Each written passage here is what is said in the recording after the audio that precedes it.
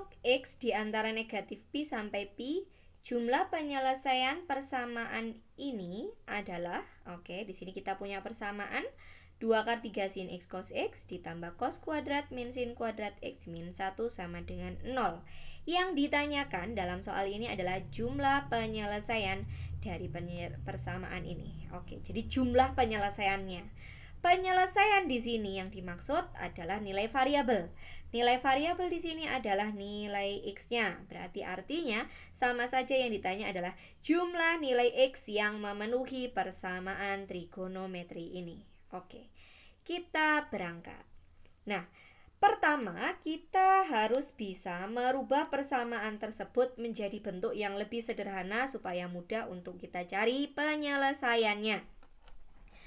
Kita bisa menggunakan rumus trigonometri yang ada. Seperti di situ kita punya 2 sin X cos X. Dalam rumus trigonometri ini sama dengan sin 2X. Yang kedua, kita punya cos kuadrat X min sin kuadrat X.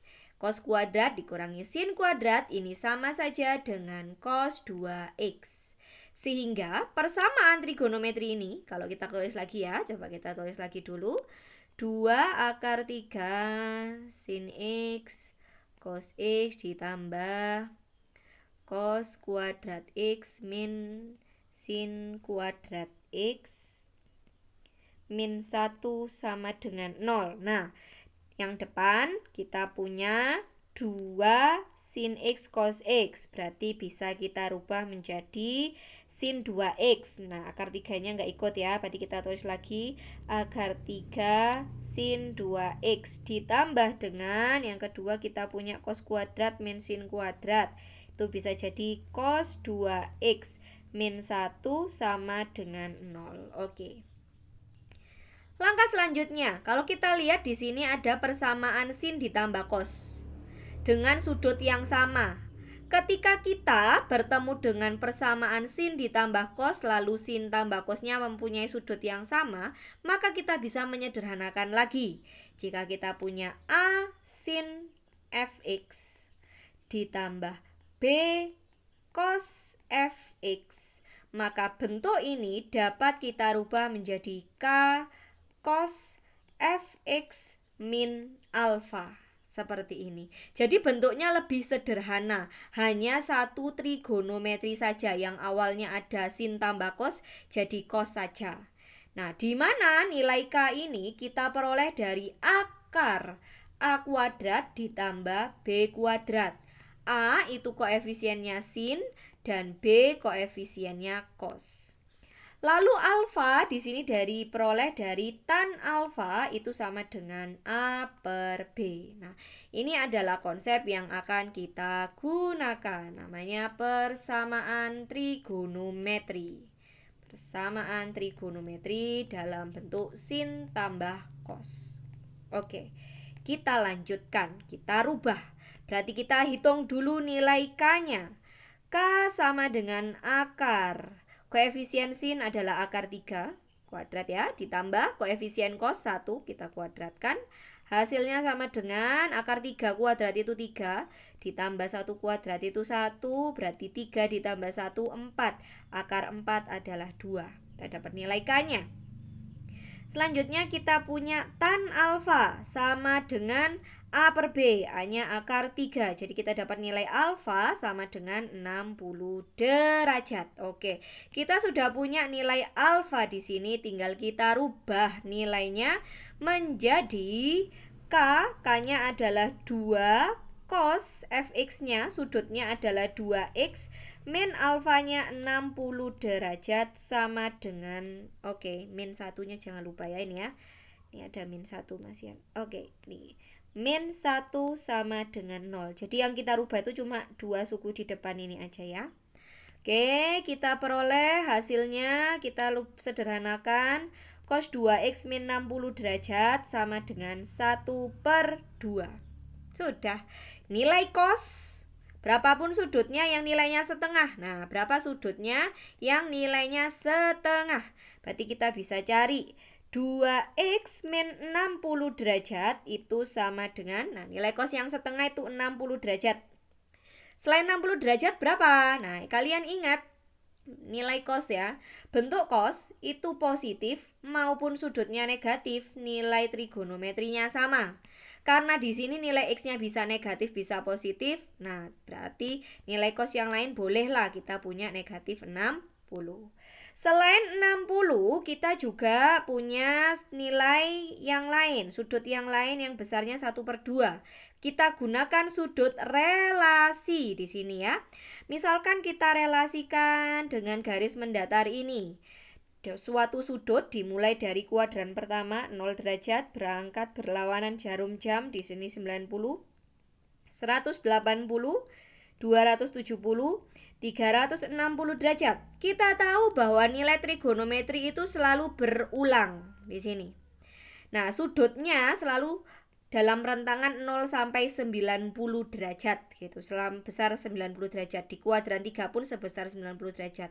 Kuadran 2, kuadran 4 juga sebesar 90 derajat. Jadi ada pengulangan nilai trigonometri. Yang membedakan adalah nilai positif negatifnya.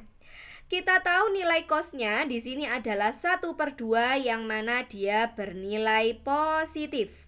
Nilai cos yang bernilai positif ada di kuadran 1 dan ada di kuadran 4.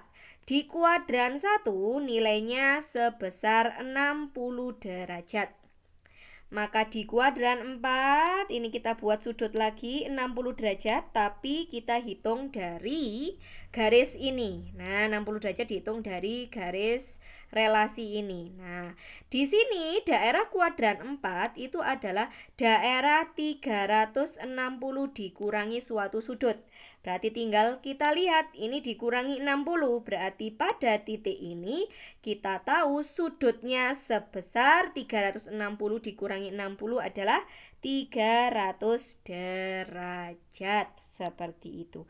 Jadi selain 60 derajat, nilainya juga ada 300 derajat. Dari mana 300 derajat? Sama ya, dihitung dari 0 sampai sini. Berarti 300 derajat. Jadi kita punya nilainya selain 60 dan negatif 60 ada 300 derajat. Karena nilai cos itu sama dengan sudutnya negatif, jadi juga sama dengan negatif 300 derajat. Setelah itu tinggal kita cari masing-masing. Yang pertama, kita punya 2x min 60 sama dengan 60. Berarti 2x sama dengan 120. X-nya sama dengan 60. 120 bagi 2 ya. Selanjutnya kita punya 2x min 60 sama dengan negatif 60. Berarti 2x sama dengan 0, x-nya sama dengan 0. Oke. Yang ketiga kita punya 2x min 60 sama dengan 300. Berarti 2x sama dengan 360. X-nya sama dengan 180.